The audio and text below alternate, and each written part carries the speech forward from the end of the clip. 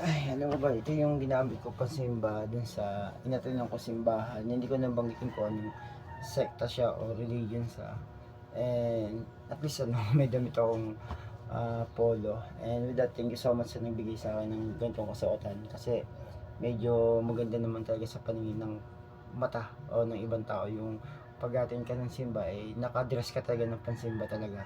So anyway, salamat din sa mga pagkakataon na yon, naka-encounter or sabihin ano din observe ganun pala. So maganda rin naman, and malaking tulong din kasi yung meron kang religion o samahan na inatinan. Pero sa akin kasi ayoko na kasi ano andun na kasi kompleto, may nanay, may ate, may kuya, may tutoy, meron kang ano, andun na yun, pamilya talaga.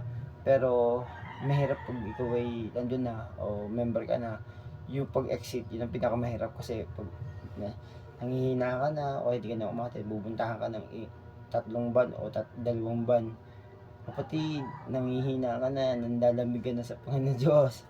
Pero syempre, yun, yung ikapo, yun yung matindi doon. So, yun lang naman for the vlog and show story. So, masamang comment, mabuti wala kang pinagkaiba yun. Pabaro yun sa may channel. That's it.